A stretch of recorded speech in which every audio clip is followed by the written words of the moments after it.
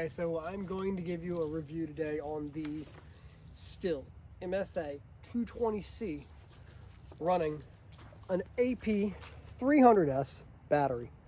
300S has a little more power to it, and we'll go ahead and cut some wood.